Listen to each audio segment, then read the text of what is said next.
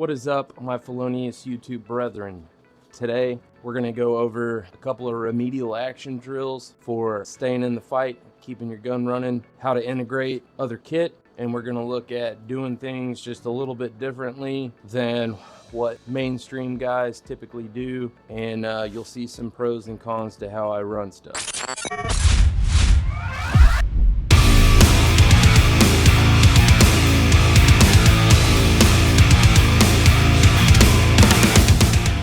So before we get into the nitty gritty, let me go ahead and appeal to my super uptight, anal dwelling YouTube algorithm.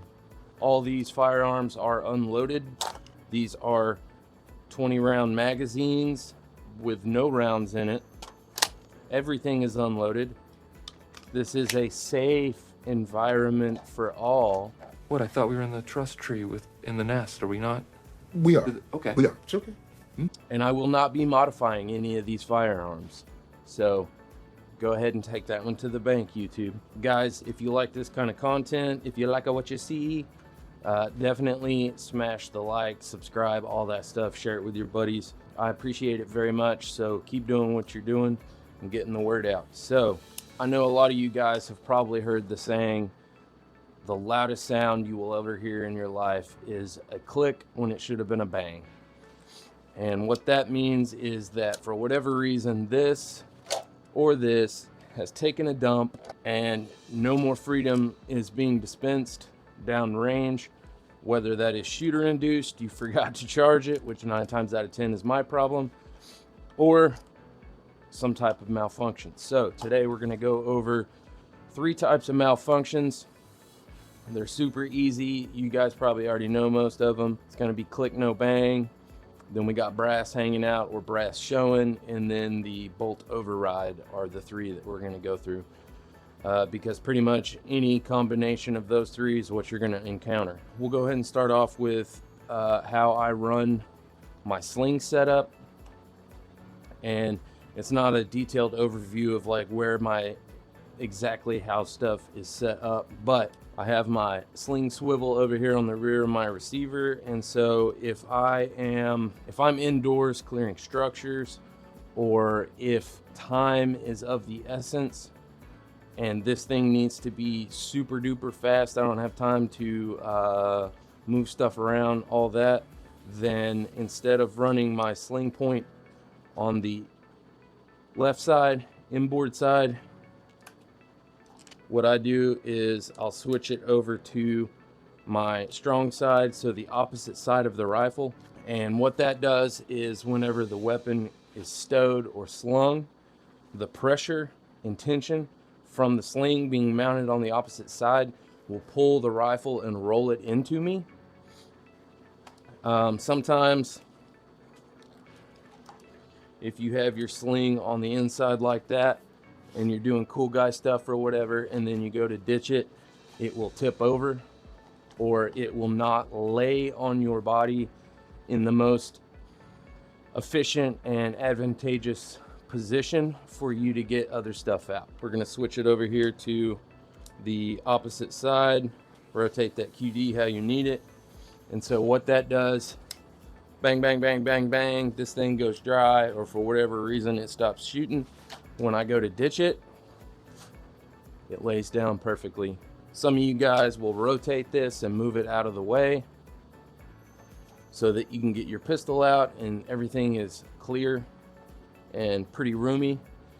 I don't really like doing that a whole lot, so we'll go into why. Now that we've gone through a little bit of the sling positioning to get it to roll how we want it to, as far as tension goes, say you're in a structure or wherever, whether you're fully in the sling or whether you swim out and you're wearing it as a necklace, however you choose to do it, I highly recommend to where when the rifle is dropped and your hand's free, I like my buttstock to sit just up underneath my shoulder pocket right here. And the reasoning for that is bang, bang, bang, bang, this thing goes dry, you dump it, you still have plenty of room to get your pistol out, take care of the situation. But having this center line with me, and then having the stock in this position, as well as the rifle, I guess we'll say elevated in this position, allows me to where if I need to, I can snatch the pistol grip of the rifle with my elbow, and now I have positive control of the rifle. Should I need to maneuver around, I can move it out of the way. If I need more room to get pistol rounds out, but it secures it to my body. And then from here, you did all the work you needed to do with your pistol. Situation is somewhat safe, so now it's time to assess what's wrong with this.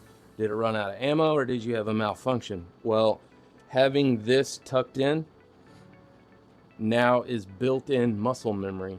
So retrieving it, now all I have to do is reach down, and my hand is almost in the exact place that I grab it to shoot with on the forend anyways. But the buttstock is now exactly in the pocket of my shoulder, to where now I can just rotate it up. I still have this out if I need to do some extracurricular activities. This is still up and pointed downrange, but now I can rotate my rifle up into my eye line and check and see, do I have brass hanging out? Is it just empty? Is it a closed bolt and it went out? Do I need to do a tap rack bang? Essentially, I can get this rotated up into my eye line and assess what's going on while still having this out. And then from here, if I'm like, okay, I just need to reload, that goes back in the holster, and now this thing is in your pocket ready to go. So from here, now you're back up, or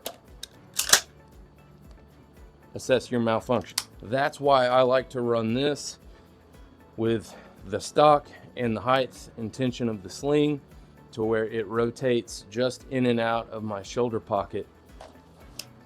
Bang, bang, bang, bang, bang. This comes down, this comes out. Extracurricular activities addressed. I am still ready to hit the beans if I need to. I can assess, okay, I just need to top it off.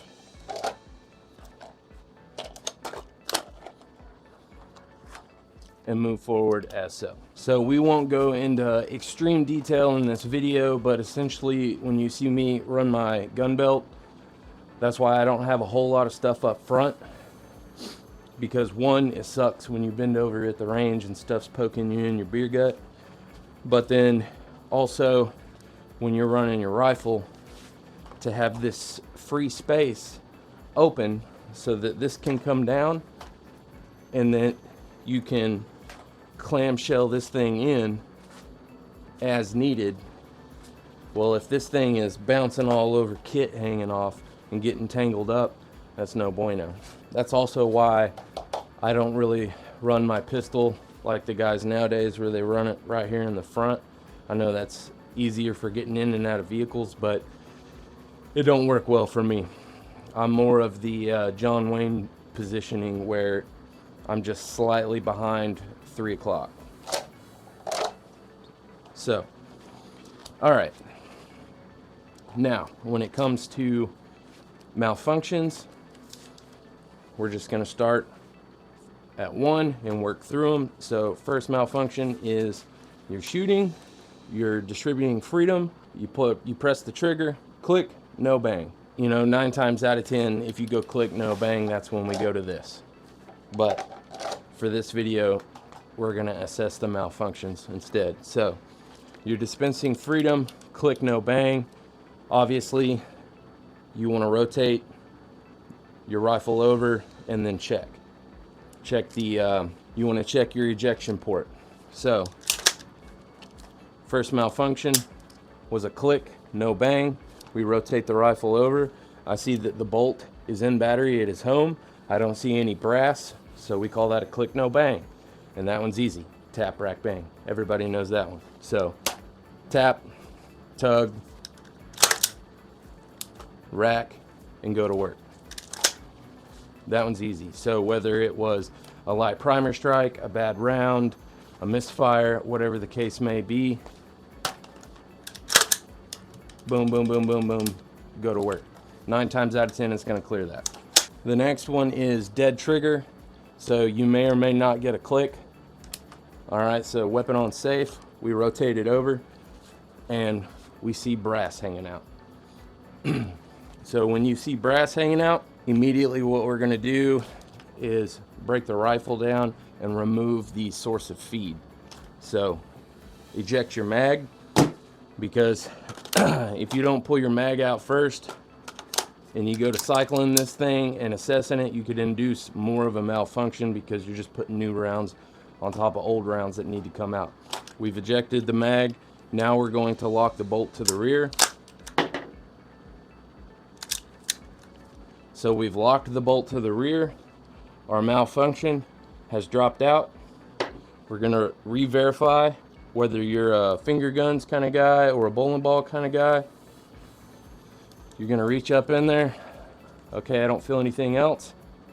Now we're gonna send the bolt home before we put the mag in. Most people, they're just gonna put the mag in and send the bolt home.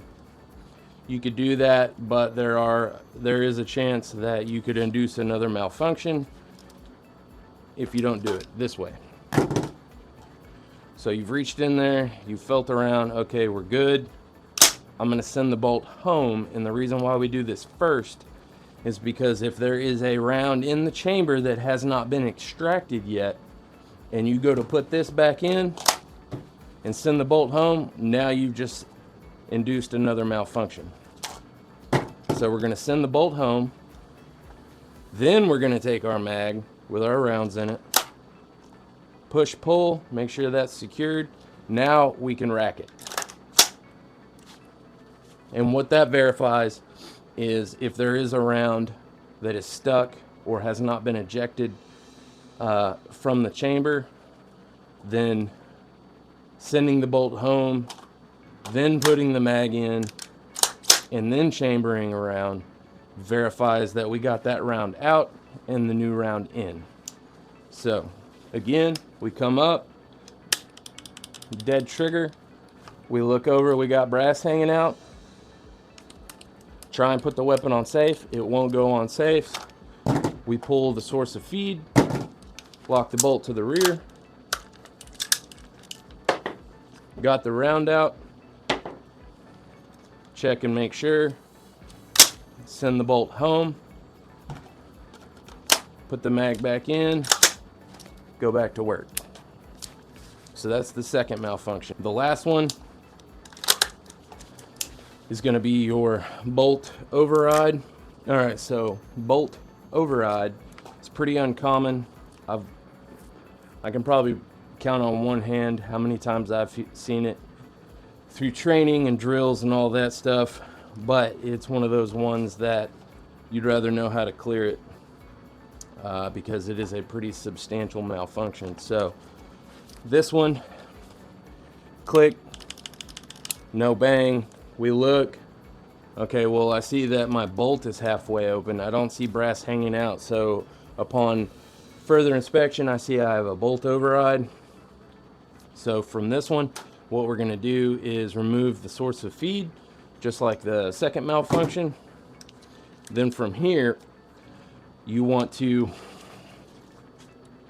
press and hold your bolt lock, bolt catch, and pull your charging handle as hard as you can and get it back as far as you can. And then when you let go, all your slack should still be in your charging handle. Then from here, you take your government issued knife hand and you're gonna slam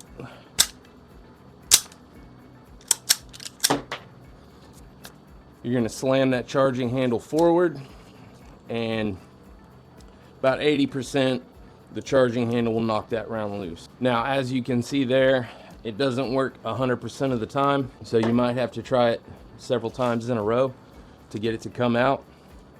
The only thing that I can say, if you're having trouble getting this thing back far enough to knock it loose, is whenever you can get that bolt to where it'll stick enough to where you can get like a knife or a pin or a screwdriver in that gap, then you can get your screwdriver, knife, pin, whatever in front of that bolt, and you can pull that bolt manually back however far you need to lock it back.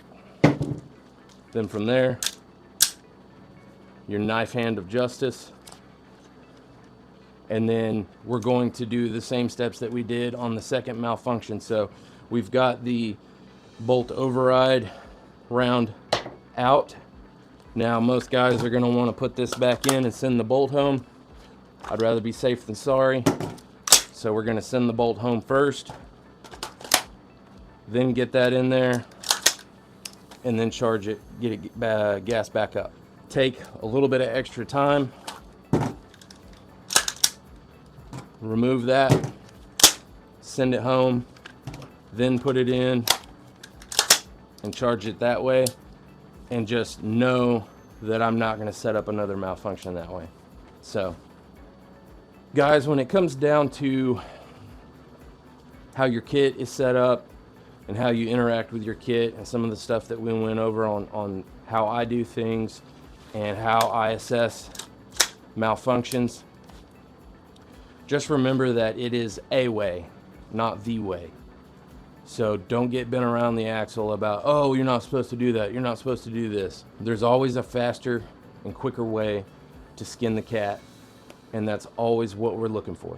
There are some techniques out there that are faster, but with speed, you trade off efficiency sometimes and that extra safety step of making sure you don't induce another malfunction. So there's pros and cons to all of these. The art of gun fu, CQB, all this stuff, like I said, is an art. It's not a science. And so there's going to be caveats and pros and cons to doing it all kinds of different ways. The important part is that you go out and you try it. And you try it multiple different ways. And you try it with different layers of kit on, so that you and your personal training regimen and your scenario, you can see what works best for you and your team, or whatever the case may be, because what works for me may not necessarily work for you. So always have that mindset, and you're going to be successful every time you go to the range. I appreciate you stopping by. As always, smash the like, subscribe, do all the YouTubey things that help us grow, and we'll catch you on the next one. DTW, always push back.